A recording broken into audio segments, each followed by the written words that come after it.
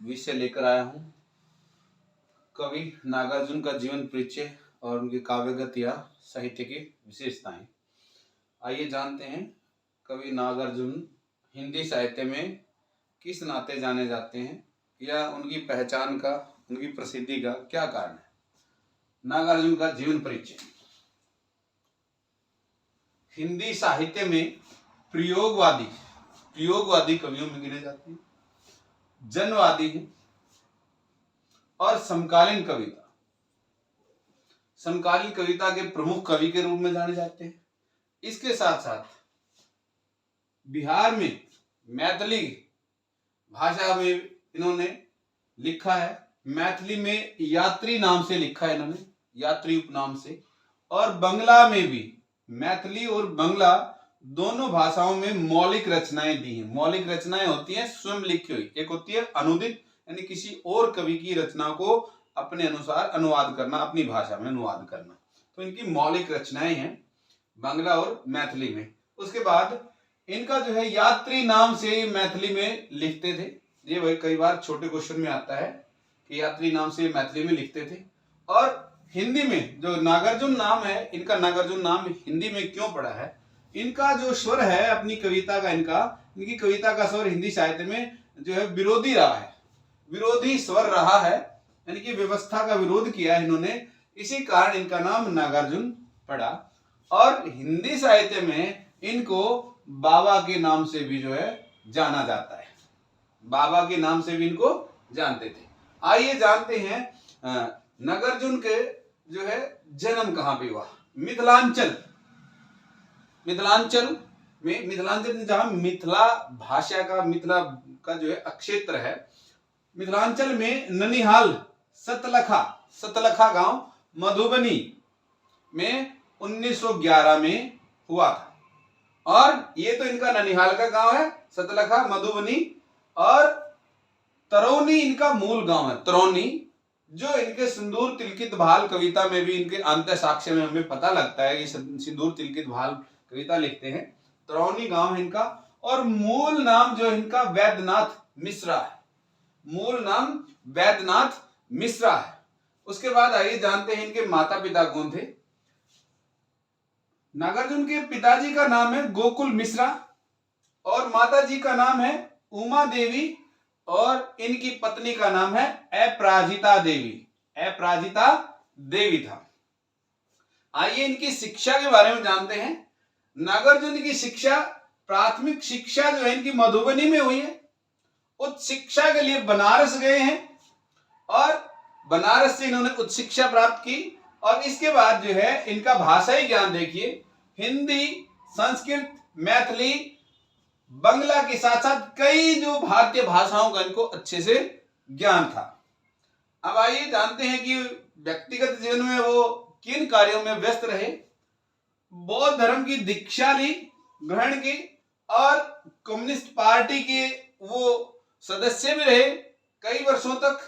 और लोकनायक जयप्रकाश नारायण के आंदोलनों में भागीदारी के कारण वो कई बार जो है जेल में भी गए।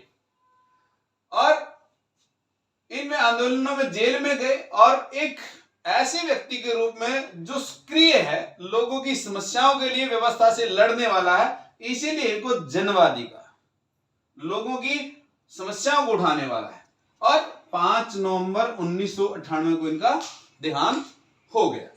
आइए जानते हैं नागार्जुन की प्रमुख रचनाएं कौन कौन सी हैं। प्रमुख रचनाएं हैं इनकी युगधारा, सतरंगे पंखों वाली, तालाब की मछलियां और पुरानी जुत्तियों का कोर्स, हजार बाहों वाली, तुमने कहा था।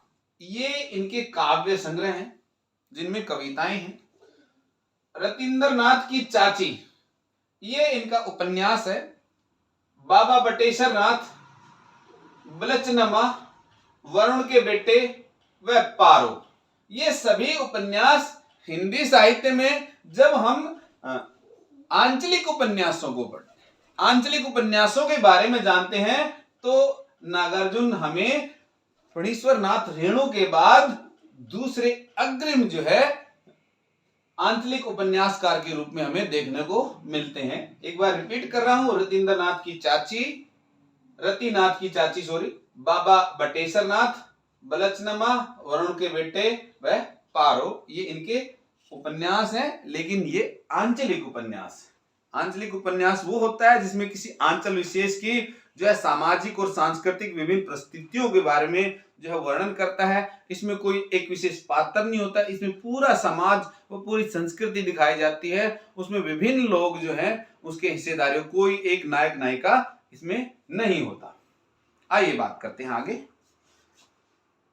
इनकी प्रमुख काव्यगत या साहित्यिक विशेषताएं जिनके बारे में मैं हर किसी कवि का जीवन परिचय दे रहा हूं तो उसमें ये सभी विद्यार्थियों को ये ध्यान करवा रहा हूं, ध्यान आकर्षण करवा रहा हूं कि किसी भी कवि का जीवन परिचय अगर आपकी उनकी रचनाओं तक सीमित रहेंगे तो इसका मतलब आप उनके जीवन के बारे में आधा बता रहे हैं। उनकी काव्यगत और साहित्यगत विशेषता नहीं बताओगे तो उनके जीवन का एक बड़ा हिस्सा जिससे बारे में लोग जो है जान नहीं पाएंगे।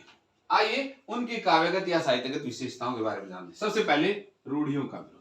समाज में फैली विभिन्न विसंगतियों, धर्म में फैली विभिन्न विसंगतियों का इन्होंने विरोध किया अपने साहित्य में, चाहे वो अंधविश्वास हो, रीति रिवाज हो, सामाजिक व्यवहार हो या विभिन्न संस्कार हो, इन सभी का इन्होंने अपने साहित्य में विरोध किया है। और ये विरोध ये जो उस समय के जो बड़े सशक्त साहित्यकार हैं निराला जी के प्रभाव से जो है इनके साहित्य में दिखाई पड़ता है।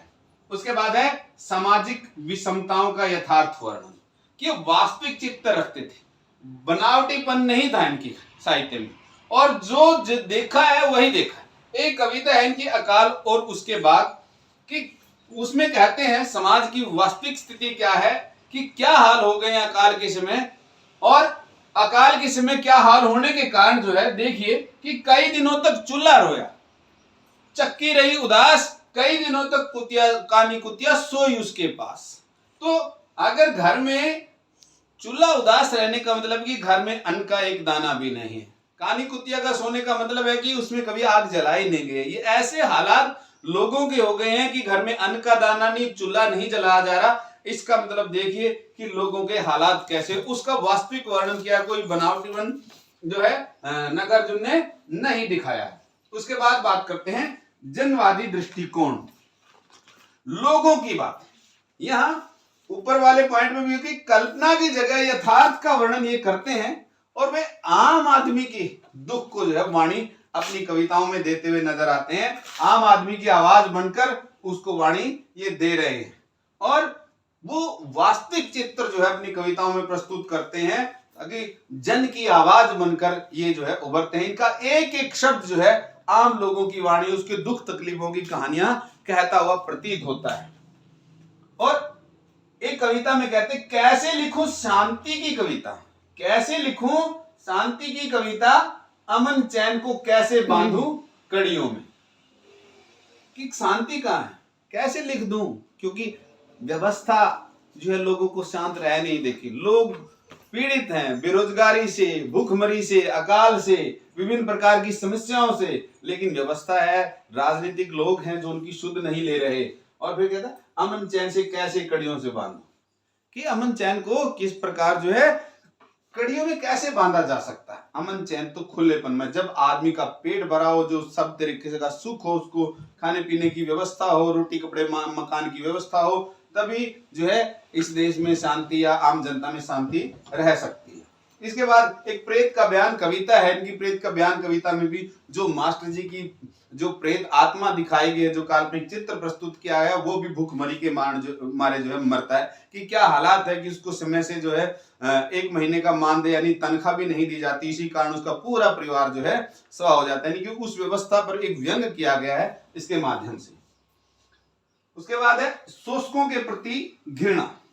ये कम्युनिस्ट पार्टी की रहे, मार्क्सवादी पार्टी जो मार्क्सवादी विचारधारा से प्रभावित है, इसलिए जो है ये शोषकों के प्रति, यानी कि जो पूंजीपति है और जो उद्योगपति है या जो सामंत हैं या जो उस समय के राजनेता हैं, जो एक तरह के दबंगई जो दिखाते हैं, और उसके साथ साथ जो है एक तरह के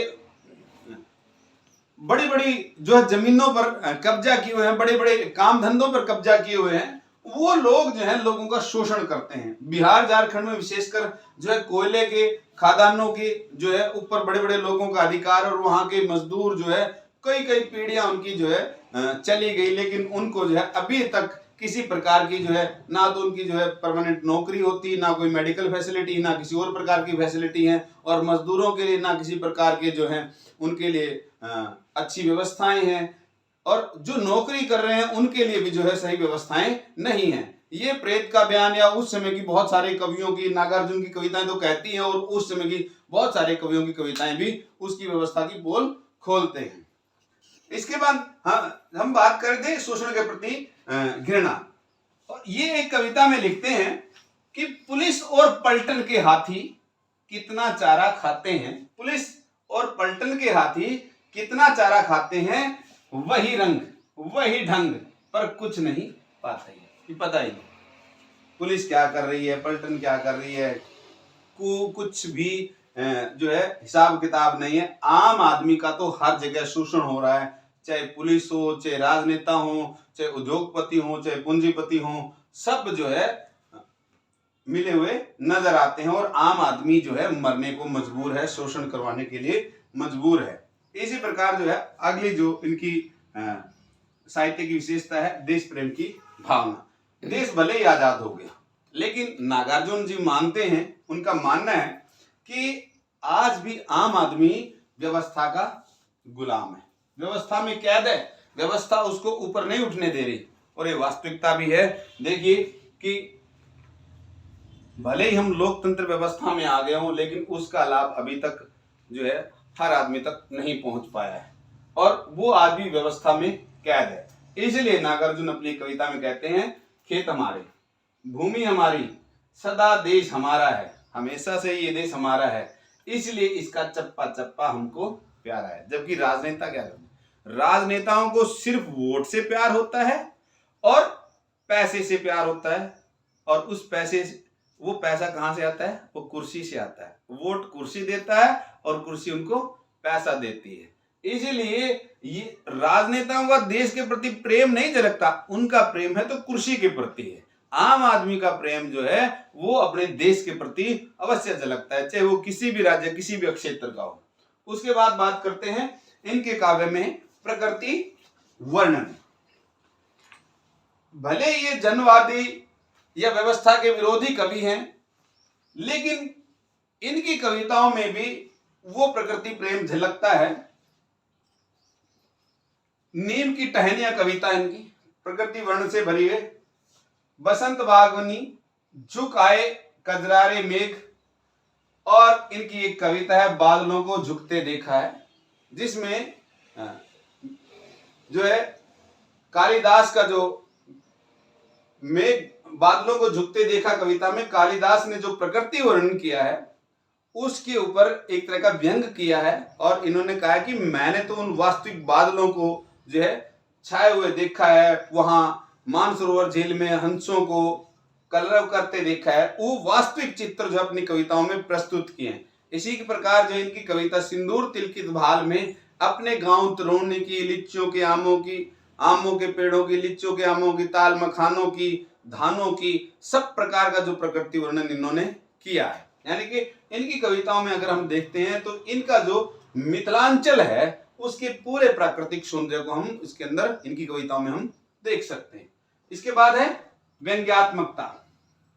व्यंग्य है इनका व्यवस्था के प्रति, कि जो व्यवस्था इंसान मनुष्य काम कर रहा है, आम आदमी काम कर रहा है, लेकिन वो व्यवस्था उसको गुजारे लायक भी जो है, पेट भरने के लिए रोटी नहीं दे रही, सिर छुपाने के लिए छत नहीं दे रही, पैतन ढकने के लिए कपड़ा नहीं दे पा रही।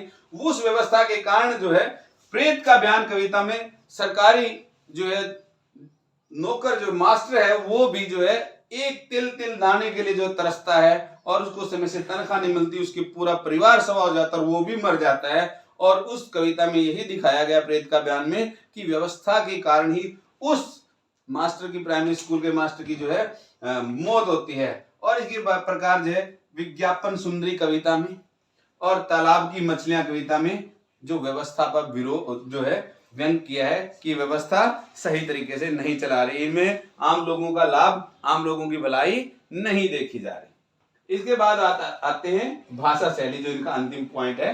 तो इसमें आते हैं कबीर सा पैना। क्यों लिखा है ये?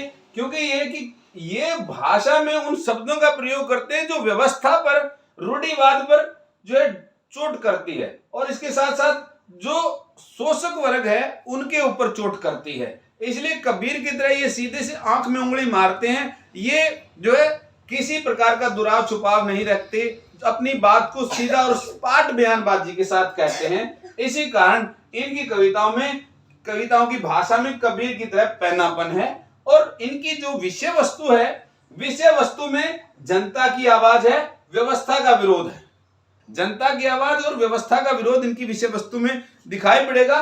और इनका काव्य जो है मुक्त काव्य अधिक है, प्रबंध काव्य बहुत कम लिखा है। और इनकी भाषा में लोक भाषाओं के शब्द और लोक भाषाओं के मुहावरे आपको देखने को मिल जाएंगे। छंद इनका मुक्त छंद इनकी भाषा में देखने को मिलता है। और इनकी भाषा जो भावों के अनुकूल, जिस प्रकार के भाव है इनकी कविता के, उसी के हिसाब की जो है इन्होंने भाषा का इस्तेमाल किया है। और वो भाषा जो विषय वस्तु है इनकी, उसको जीवंत बनाने में जो है भाषा सक्षम हुई है। इसी कारण कबीर की तरह इनकी भाषा में पैनापन नजर आता है। उम्मीद करता हूं कि नागार्जुन का जीवन परिचय और उनकी काव्यगत विशेषताओं के ऊपर जो व्याख्यान दिया है, इससे नागार्जुन के जीवन और उनके साहित्यिक परिचय के बारे में जो भी सवाल विद्यार्थी होंगे वो इनके इस व्याख्यान के माध्यम से वो हल कर पाएंगे। धन्यवाद।